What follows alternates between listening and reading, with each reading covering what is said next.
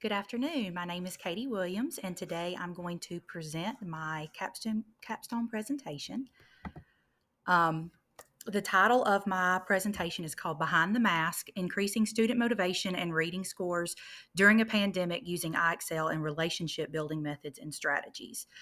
This project took place at Durand South Junior High School in Pell City, Alabama. So I really focused my research around two guiding questions. How can computer assisted intervention programs work with traditional instruction? So we wanted to embed some type of technology as far as into instruction and children being able to use technology at home and at school. And then also, this project focuses on different ways that schools can increase student motivation because the research shows that there is a direct link between student test scores and their student motivation in schools. So, as far as the context and the demographics for Durand South, we are pretty much almost split 50-50, pretty much with females and males. We are a seventh grade only school. So, we see these students 1 year and then they move on to the eighth grade school. The two things that really stand out to me as far as the demographics for our school is that we have over half of our children on free or reduced lunch. And we also have 25% of our students that are actually considered a special population. So they either qualify for EL, special education services, 504, or they're gifted. So 25%, when I started to do those demographics, and I thought, wow, we have definite gap in our socioeconomic status. And then we also have 25% of our population of students that learn differently. So that really went into my project as well. So, as far as the connections to literature, Blippert and Harmon talked about, they did a bunch of research on computer based programs, and they pretty much found that it does help students increase their motivation because they're engaged in something that's technology, which at this point in middle school, these students have been around technology pretty much their entire life. So, it's something that can also help lower learners be able to work on their goals, and then the higher learners can also be challenged with a computer-based program. So that's how we incorporated IXL to try and answer these research questions about, did this computer-based intervention program work? And then also we have Lico, Roberts, and Peck. They talked about using computer-based programs, but in their studies, they found that a computer is not going to replace a teacher. Their studies found that for the group of children that were only around the computer-based programs, they did not score as high as the ones that had like a combination. They feel like you have to have a balance.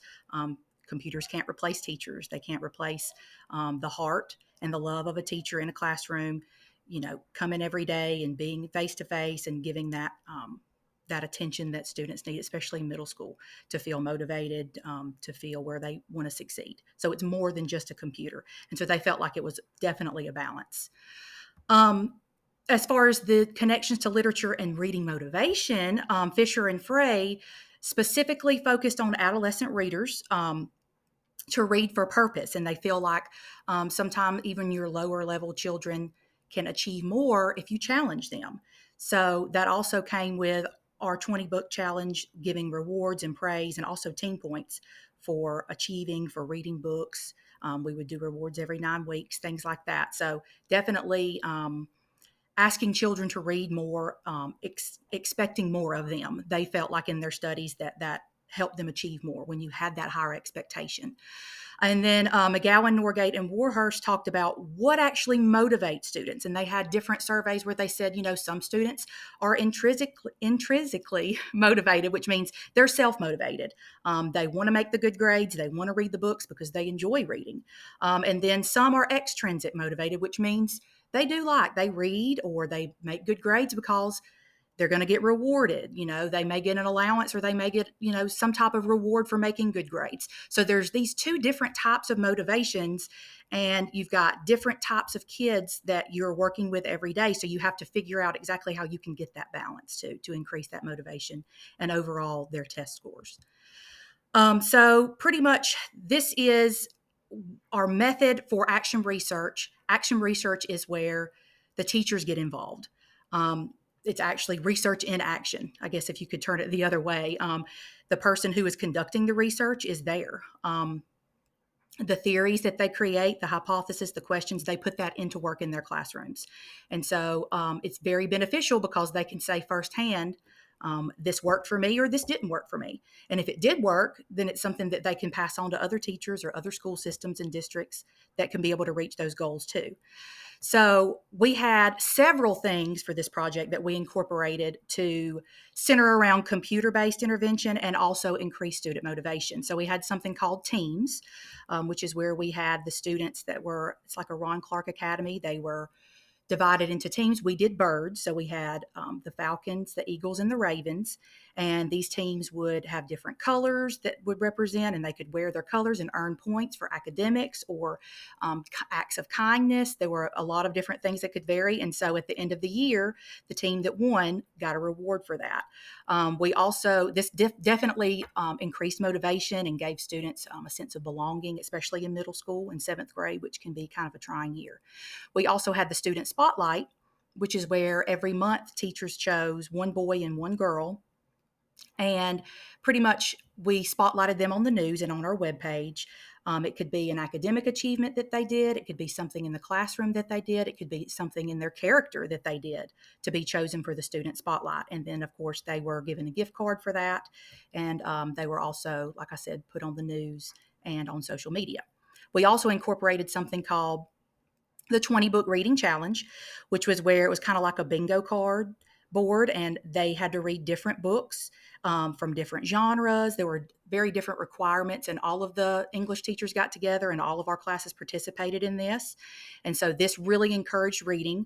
And then we would give prizes for every student that would log these books. Every 5 books they would be rewarded. And then the ones at the very end who actually achieved the 20 book reading challenge, they had a party at the end of the year. So there were definite rewards along the way, and we felt like that this was a great thing to inspire reading. And like I said, the school was really behind it, and the English teachers all worked together, and I feel like that was a great thing also. We also had something called promotional coaching, which is where every 4 weeks a teacher would meet with a student and they would go over their progress report, and they would talk about if they made A's and B's, how did they make those A's and B's? If they made C's, D's, or F's, how did we do that? How did that happen? How can we change that? And so it was definitely building a relationship with the students to be able to really hold them accountable for their grades. And I feel like that promotional coaching along the way every 4 weeks really helped them think about, how they could make their grades better. And then last, we had a computer-based program in math and reading this year called iExcel. The teachers utilized it in the classrooms with their lessons, along with being able to assign it from home, which really helped this year in the pandemic when so much of our time had to be spent, unfortunately, quarantined or virtual, where students and teachers were not in the building. So we would meet every 4 weeks for the promotional coaching. We would have Google Form surveys, ask the students, hey, do you think that this worked? Do you think it didn't work? How could we be better? And there was that feedback. We also pulled Global Scholar reading and math data 3 times a year to see if those scores would increase. And then we also had iExcel grading period reports that we could pull and see the goals and the things that they had mastered or that they were still falling short. And so this all started from August 2020 to May 2021. So this is some findings. This is an iExcel report where it showed that 5,750 skills were mastered this year for these students, and they spent around 4,748 hours on iExcel. So they answered tons of questions, and we really, really utilized this program this year across the board in math and English. So as far as the outcomes of the teams, I really feel like that was beneficial. And the student spotlight, like I said, we continued that all the way through May. So all of these kind of went in together. Like we would notice students that were scoring high on iExcel, and we would give specific rewards to our iExcel high achievers and really recognize them and lift them up and keep them motivated in that. And then, of course, we had the 20 book reading challenge where they had their party at the end, and then along the way every 5 books, and then promotional coaching. Of course, we continued that all the way until April. So here's some more data, and I kind of got it all together because I wanted to save time to be able to talk about it. But the first chart is the Global Scholar Score. So we pulled the benchmark in reading and math from August and then compared it to January. And unfortunately, it did not increase. It actually decreased. And there were a lot of reasons for this. I feel like we had a lot of things against us this year as far as with the pandemic. And I feel like that there were also a bunch of students who 1/3 of our students were actually virtual all year. So 1/3 of our students never actually came back into the classroom. And I feel like that weighed a lot on the being able to reach them to help them be more motivated also. These three other charts all came from the survey that the students took at the end of the year. And so you can see at the bottom, it says the 20 book reading challenge. Do you think it's increased their motivation? We got about 33% that definitely felt like, yes, it increased their motivation. And about 45% said maybe. So I think it was kind of like a hit or miss. We tried to reach those students that maybe didn't enjoy reading to see if they would. And I feel like it did help them. But like I said, you've still got some that are kind of on the fence about that. As far as the teams, they felt like 43% felt that the teams increased their student motivation. So I felt like in a year that we had to go through that was awesome for the teams to be able to have reached them. And then last, do they feel like promotional coaching has helped them? Absolutely. They feel like 62% pretty much feel like that it's helped them increase their goals. So that's awesome too. So some conclusions and implications for my project. I feel like as far as IXL, I feel like it was great because we could incorporate that at home and at school to be able to get that extra practice in. I do feel like it helped them master some skills as far as the data from IXL showed, but overall for the Global Scholar, their scores did not increase in areas of math or reading. And then, of course, we took the ACAP test in the spring, but we won't know those results yet until next year.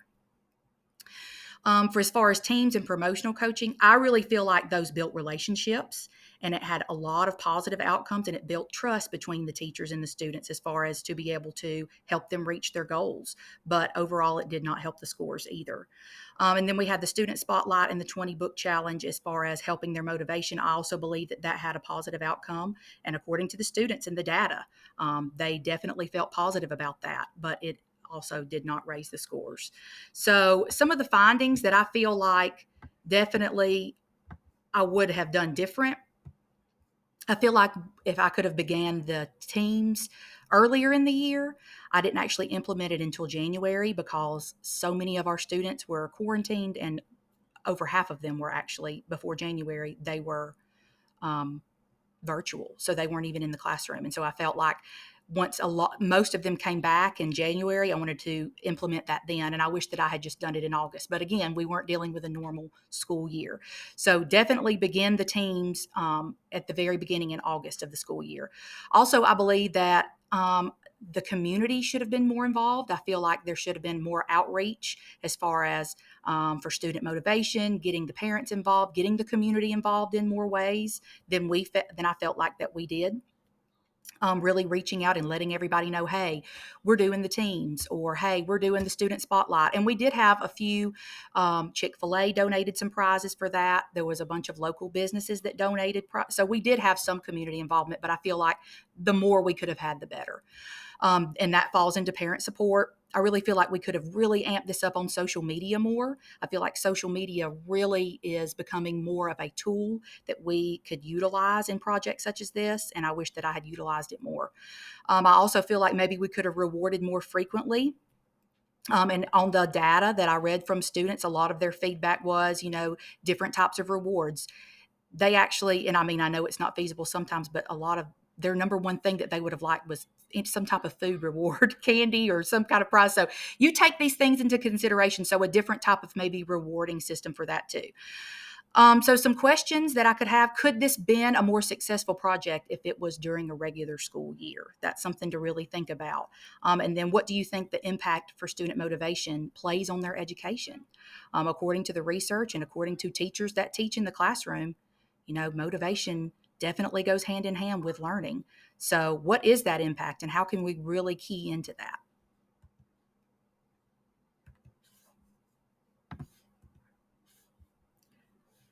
Okay. So these are my references.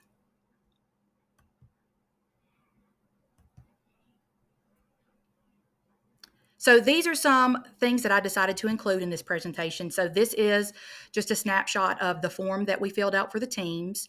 So the teachers every week would fill this out on Google Forms to put if they got points for academic excellence, acts of kindness, team participation, which would be like wearing their team colors, and also if they had perfect attendance. That was another thing that they could earn points for their team.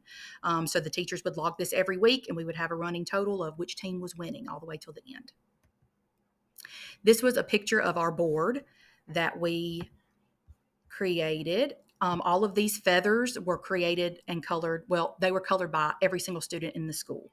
So, and I put them all together, and it represented that together as a unit we can soar. And it's the Eagles, the Falcons, and the Ravens. This is also like a snapshot of the 20 book challenge where they would log books, like they had to have a nonfiction book. They would have to put the title and who wrote it, the date they started, and then the date they finished. This is a representation of the student like sheet that they would fill out for promotional coaching. So they would say like, I received an A or a B because. So they would circle this, and then they would go into the library and talk to the teachers about what their results were and work on goals. This is a snapshot of the survey that I gave the students for their student motivation. And this is how I got my data as far as for the teams and the 20 book challenge and all of that. These are the Alabama Instructional Leadership Standards that I feel like my project mastered. Okay, and my last project that I want to talk to you guys about is my diversity plan that I created for diversity issues for instructional leadership, IL 552. So I feel like this is an important project because I feel like that every district should have a diversity plan in place. Our district does not. And so I feel like when you go into the demographics and you see where you have 25% of your students that are a special population, you need to have something in place for that. When you have socioeconomic status, that line where you have half the kids that are paid lunch and half the kids that are free or reduced, that's something to take into consideration. You need to be zeroing in on that stuff. So I chose to present this project because I feel very proud of how much I learned and how much I grew from this course. I really, really enjoyed it. And so I feel most proud of this project.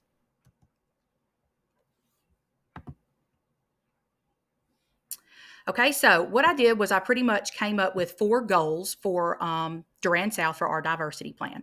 The first goal really focused on developing a curriculum that would reflect diversity.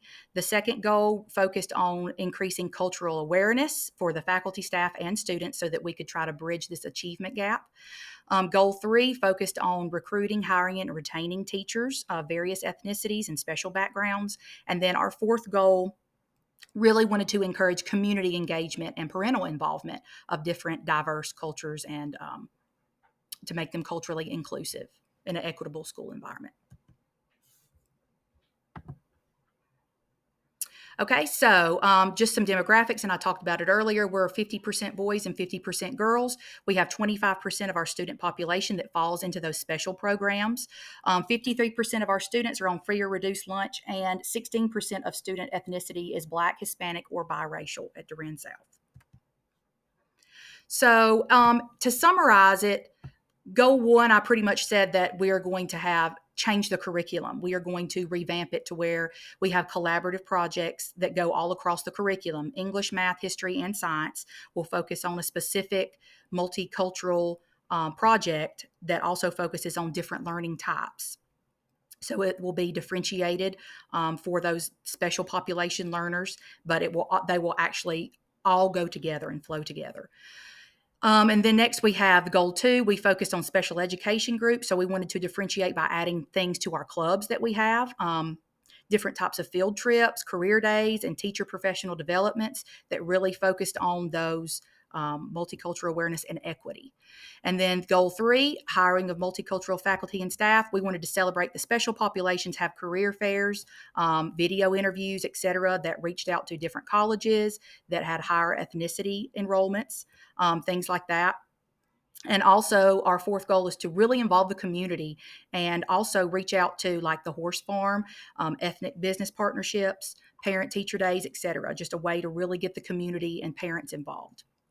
So the time frame for this project would be every 5 years. It would be modified to have any changes or anything needed, and there would be feedback from that. It would be created from the diversity leadership team involving a principal, superintendent, board members, community members, and parents. The district would adopt one plan, and then the schools could kind of branch off to have a specific plan to their school, because obviously if you have an elementary school, your plan might want to be a little bit different than the high school plan, things that are going to be specific to the needs of that age group. And then, of course, it's also going to align with school vision and also promotes equity and cultural empathy for all the schools in the district. So these are my references for that project. And these are the Alabama Instructional Leadership Standards that were mastered during that project. So thank you so much for your time. And if you have any questions, just let me know. Thank you so much.